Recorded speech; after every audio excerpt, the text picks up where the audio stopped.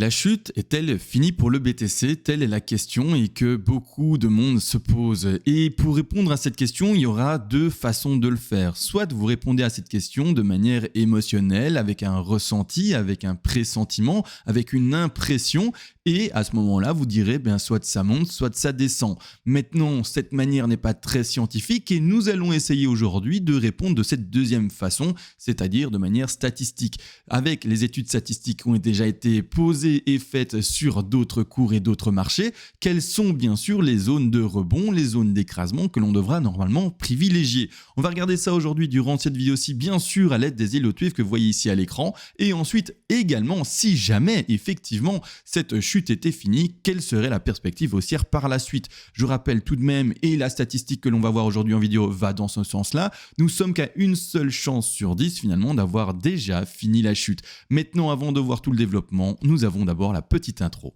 Avant de commencer l'analyse, remercions le sponsor de cette vidéo qui n'est d'autre que moi-même et par extension en fait toi également. Donc du coup merci d'avance pour le geste que tu fais à la chaîne. Si tu veux apprendre les vagues que je vais développer devant tes yeux, tu peux te procurer le PDF pour la modique somme de 25 €. Il t'expliquera tout ce qu'il faut pour construire un plan et t'aider à trader de façon rationnelle comme un pro. Si c'est pas beau, avoue franchement. Si tu as besoin tout de même d'apprendre de façon plus active, souscris-toi à la chaîne pour 50 € par mois. Tu peux prendre un mois et arrêter ou prendre plusieurs mois, c'est toi qui es libre. Cette souscription, c'est le PDF qui est lui-même à 25 € déjà. C'est également des directs et leurs rediffusions qui analysent le BTC, le TH, le S&P 500, le dollar et plein d'autres cryptos de manière quasi quotidienne. C'est pas fini. Également un Discord dans lequel on partage nos plans de trading et discutons de tout et rien tant que ça tourne autour bien sûr de l'économie. Tout de même, si tu veux apprendre, fais le bon choix et let's go maintenant pour l'analyse. Et voilà, l'intro est partie, elle est faite, c'est fini, on part directement dans l'analyse en elle-même du BTC et ce que l'on voit ici à l'écran, je remets le contexte, nous sommes sur une énorme 1 et une correction de 2. Je rappelle et directement on va dans la statistique, on va pas s'ennuyer avec autre chose et ensuite on va analyser les sous-vagues, etc., etc. Mais quels sont les stats pour? Eh bien une 2 qui finirait là-dedans, donc c'est-à-dire, regardez bien, je vais étendre quoi? Un Fibonacci de retracement, donc oui, ce sont des outils finalement de mesure par rapport au retracement, donc en termes de pourcentage, et vous voyez bien que j'ai mis mon petit rectangle d'achat dans la zone des 50 à 61,8% de Fibonacci, c'est-à-dire plus précisément dans la zone des prix des 26 265 à un peu plus bas également, les fameux 25 700 $. Cette zone-là, je vais vous montrer, aujourd'hui on parle de statistiques, donc il faut les montrer à l'écran. Bam, on met ici tout simplement toutes les règles par rapport à la vague 2 et la vague 2 a des zones statistiques de rebond. Ici, on retrouvera dans le cas numéro 2, ici, vous voyez, donc le premier cas, le deuxième cas, le troisième cas et ici la première vague 1 et la correction de la vague 2. Vous voyez, nous avons 73% des deux qui corrigent entre le Fibonacci que je viens de vous montrer à l'écran, les 50 à 61,8% de Fibonacci. De cette manière, on met un petit rectangle d'achat pour les traders et normalement, c'est là qu'on doit attendre la chute du prix. Malgré tout, si on devait rebondir maintenant, actuellement, sur le prix qui est là, d'accord, et c'est-à-dire finir la C de cette manière-ci, j'essaye de la choper et de la mettre au bon endroit, de cette manière-ci, une A, une B et une C terminée, on termine la 2 dans cette zone et après on va to the moon, d'accord? Quelle serait la statistique pour qu'effectivement on termine à ce niveau-là? Bon on va regarder directement également dans le PDF. Le PDF, on regarde ici la stat, nous sommes ici, dans ce cas-là, seulement 12% des deux corrigent à 38,2 voire moins. Dans ce cas-là, devons-nous bien sûr privilégier quelque chose d'aussi faible? Vous voyez, on est bel et bien en termes de Fibonacci dans les 38 de moins. Donc ici, nous ne sommes que du coup dans la statistique des 1 chance sur 10. Allez, on va un peu le complexifier et dire 12% de chance de se terminer là si rapidement. Clairement, on ne doit pas le favoriser. Malgré tout, le décompte est possible étant donné que le sous-décompte n'est pas non plus invalidé. La figure peut exister et est-ce que techniquement, les sous-vagues, c'est-à-dire les petits puzzles qui vont compléter cette figure qui est ici en présence en A, en B et en C, est-ce qu'elle est écrite de manière propre? On va regarder ça ensemble tout de suite. Je vais zoomer, je suis en horaire. Je vais vous mettre d'ailleurs la figure et vous expliquer également une chose sur le graphique qui va tilter à quelques personnes. Regardez bien ce qu'on indique ici à l'écran. On indique une 1, 2, 3, 4 et 5 qui baissent, mais pourtant, regardez bien, il y a la mèche là qui pète tout. Alors là, de temps en temps, il faut faire attention. Nous sommes sur quoi comme ici acteur? sur la BTC US dollar index, d'accord? C'est-à-dire qu'en fait, le graphique que vous avez devant les yeux va reprendre globalement tous les cours de tous les échanges qui ont encodé le prix de leur BTC.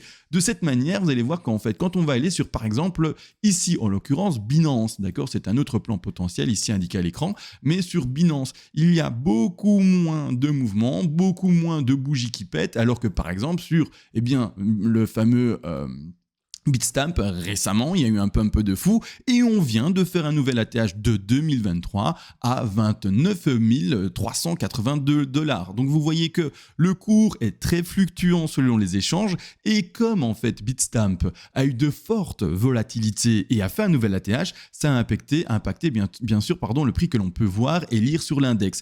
Maintenant Binance n'a quasiment pas bougé, on va regarder Coinbase. Coinbase déjà également un peu plus de mouvement et de volatilité, mais sans pour autant refaire un nouvel ATH, c'est-à-dire un nouveau plus haut. Dans ce cas de figure, quand moi je travaille sur l'index, je prends quand même ça en compte et je me dis cette bougie, elle est bien gentille, mais en fait elle pète trop, influencé par bien sûr Bitstamp qui est le seul à avoir pété comme ça, qui est le seul à avoir eu finalement un ATH, et donc je fais globalement un travail par rapport au prix moyen de tous les graphiques et pas juste par rapport à Bitstamp qui a fait son nouveau plus haut et donc du coup qui fausse potentiellement le décompte. De cette manière, faites pas attention du coup à cette mèche que je viens d'expliquer, elle est uniquement sur Bitstamp disponible et sur tous les autres cours, on ne fait pas de nouvelle ATH, on ne fait pas même ici une mèche qui dépasse le top de 2, il n'y a rien de ça sur les autres cours. De cette manière-là, maintenant que c'est expliqué pourquoi la cale je la termine ici au milieu, on peut travailler la suite. Donc on a fait pour le moment effectivement en fait une 2, une 3, une 4, pas attention à la suite de la mèche c'est quoi? C'est Bitstamp et par après on fait la 5. De cette manière-là, d'accord, nous pouvons dire que nous avons effectivement fait une très jolie A qui commence elle-même en A, B, C flat. Les sous-décomptes d'une A en flat, je les rappelle, c'est du zigzag ou du flat. Donc A, B et C en flat. On rappelle également que la B a été très proprement trouvée aux alentours des 123-127% de Fibonacci. Vous le verrez par vous-même. Ici, j'ai agrandi. Je travaille maintenant la figure en bleu. La A, la B de retracement 123-127. La correction a bel et bien eu lieu sur une étendue d'ailleurs qui a dépassé légèrement ces 161,8% d'extension en termes de Fibonacci. De cette manière, maintenant, on fait un nouveau petit rebond de B et la correction. D'ailleurs, certains vont se dire, mais CMA, peut-être qu'en fait, on est déjà dans quelque chose d'aussi ici et que ça, c'est une première 1, ça, c'est une 2, 3, 4 et 5. Quand vous avez une hésitation par rapport au décompte, le mieux toujours, c'est premièrement de prendre du recul. Et en l'occurrence, pour m'aider dans mon décompte et m'appuyer dans le son qu'on soit bien et bel et bien dans une A, une B et puis dans une C, je suis parti sur le RSI et je suis parti sur une time frame bien plus grande que de l'horaire. Regardez bien, je vais partir sur du daily. On est prêt, on va changer de time frame, boum, on part sur du daily et regardez ce qui se passe. En daily, donc je zoome, je retire d'ailleurs un peu les dessins ici. On fait bel et bien, tout le temps, vous voyez des bougies qui se clôturent plus haut. Par contre, sur le RSI, on fait bel et bien une clôture de RSI qui se fait toujours plus basse. Hier, la journée est représentée par cette bougie rouge. Aujourd'hui, la journée est représentée par cette bougie verte pour le moment. On ne peut pas encore l'interpréter parce qu'elle n'est pas clôturée. D'accord ? Un cours par rapport au RSI et donc à leur divergence, ne se lit et s'interprète premièrement que quand la bougie en elle-même est formée et terminée et ne se lit que par rapport au corps de bougie. Donc faites attention bien sûr à ça quand vous lisez bien sûr vos divergences. Premièrement, du coup, on délie ici, on lit pour le moment une divergence haussière, donc ça c'est assez sympa, regardez bien, on va par exemple en relier une, je prends celle-ci et celle-ci, on est bel et bien, vous le voyez bien, sur une divergence qui est haussière, d'accord? Donc je le relie ici, ce bas-là à celui-là, ici le cours il monte, et là ici, ce bas-là à ce bas-là, le RSI, l'oscillateur, il descend. Je vais vous montrer rapidement ça également dans un petit document image, si je le trouve assez rapidement. Est-ce que je suis sur le bon PC pour montrer ça ? Ah, dommage, je ne l'ai pas, désolé, excusez-moi, petit fail, je suis pas sur le bon PC, j'ai deux PC en fait, et sur ce PC, je n'ai pas l'image pour illustrer mes propos, mais ce n'est pas grave. De cette manière, moi, quand en fait, premièrement, je veux voir ma A, B, C. C'était ça au début le propos. Pourquoi est-ce que je termine ma C ? Parce que quand je suis dans des time frames plus grandes, en m'aidant du daily, je vois que le cours enfonce encore. Donc je ne vais pas terminer en fait ma 2 sur cette position-ci en me disant que le RSI en daily fait des plus bas. Dans ce cas-là, ça m'appuie et ça m'aide à me dire que la C est bel et bien à venir plus tard ou est déjà faite dans sa correction. D'accord ? Ça, c'est vu, ça, c'est dit, c'est ça qui m'aide pour ma part à poser ma C. Et également, c'est assez sympathique pour les personnes qui maintenant se disaient bien je suis haussier, je pars vraiment sur une 2 qui représente finalement que ces 12% statistiques parce qu'on a en daily une belle divergence haussière et à ce moment-là on pourrait peut-être parier dessus et partir to the moon. Malgré tout, je réponds toujours moi personnellement aux statistiques et donc je veux quand même répondre à ces fameux 73% de chances de retomber dans la zone des 50 à 61,8% de Fibonacci et donc à l'écran maintenant je vais mettre un autre plan potentiel, alors toujours le même, c'est toujours la ABC, mais qui se voit dessiner en fait avec un décompte un peu plus important, qui serait celui que je vais vous mettre devant les yeux d'ici quelques secondes, le temps juste que je retire tout cela.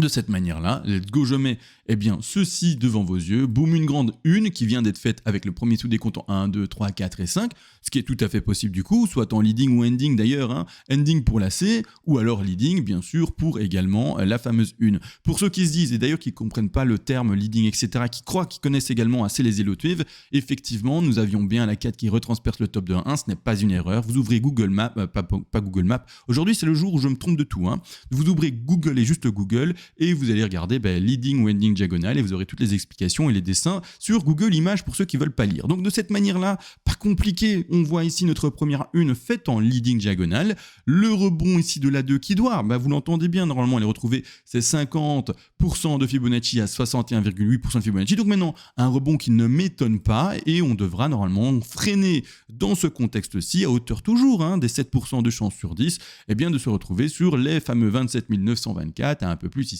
les fameux 28 142 $. Pour ceux qui font du trade, par exemple, c'est-à-dire tout simplement aller sur une position de short potentiel et aller par après retrouver des plus bas, etc. À vous de gérer le stop, etc. Ce trade-là, j'ai pas forcément envie de l'illustrer, etc. C'est un trade qui me semble pas super intéressant vis-à-vis en fait de l'exposition du stop loss et également en fait de l'objectif principal. Pourquoi est-ce que je dis tout ça? Parce que c'est vrai que j'en ai trop dit pour pas le dire assez. On devra mettre normalement dans cette configuration-ci le stop au-dessus, au-delà des 123% de Fibonacci si j'arrive à bien le placer de cette manière-là. Ici au-dessus des 123% de Fibonacci. D'ailleurs, je vais tout expliquer. Ça va être peut-être une vidéo un peu longue et un peu technique, mais il me semble que c'est important.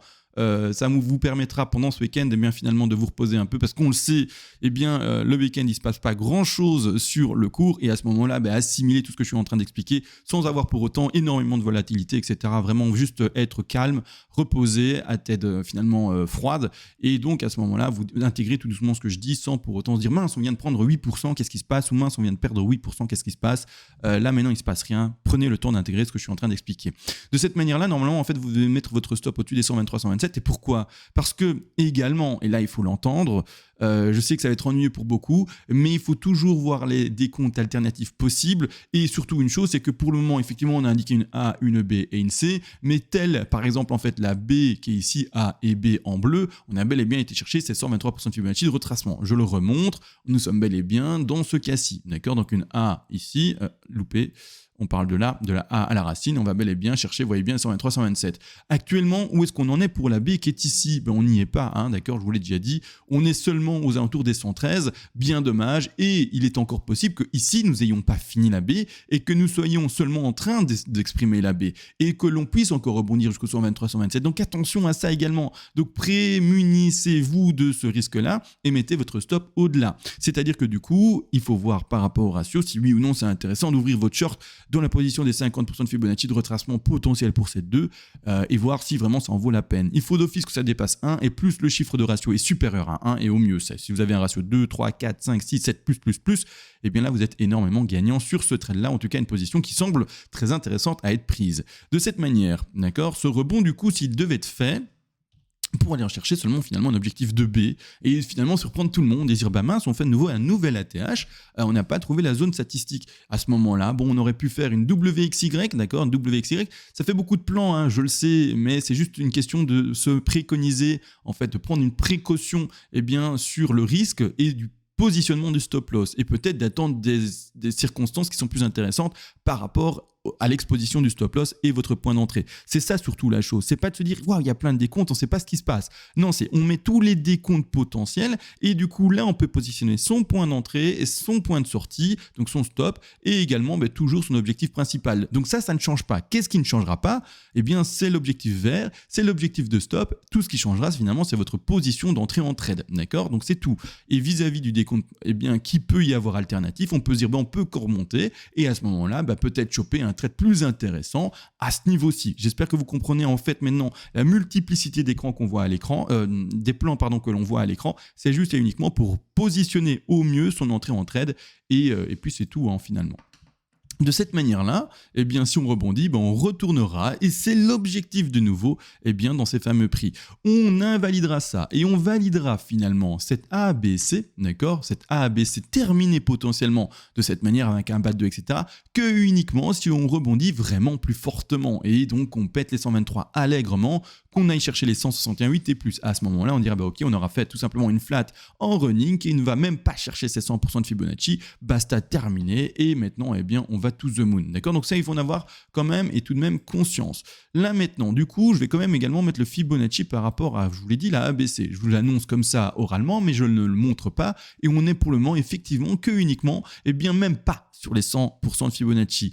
Donc, voilà, c'est très faible. Maintenant, à voir, si l'intensité du BTC est extrêmement boule, pourquoi pas. Mais n'empêche, je rappelle, les statistiques, que ça pump maintenant ou que ça pump plus tard, d'accord, ce serait de d'abord retomber dans cette zone-là. C'est-à-dire que ça fasse un pump maintenant et que ça retombe, ou que ça retombe maintenant, la zone de rebond global et à privilégier, peu importe, c'est là, d'accord? Donc faites attention bien sûr à tout cela. Là, je l'ai montré avec 2 flèches, mais grossièrement, on attend le BTC là-bas en bas. Et même s'il y a un rebond, on attend toujours le BTC là-bas en bas. D'accord? J'espère que le message était simple et clair. Je pense que j'ai tout expliqué dans tous les décomptes. Aujourd'hui, vidéo du coup très complète. Mais pourquoi? Parce que demain, il n'y aura pas de vidéo, tout simplement. Et donc, je me suis dit, vas-y, fais une vidéo très complète. Comme ça, ils ont tous les outils en main. Et ceux qui veulent travailler ça pendant ce week-end, vous pourrez tout simplement le faire. Sur ce, les gars, on se laisse. On se retrouve à plus tard. Et sur ce, ciao.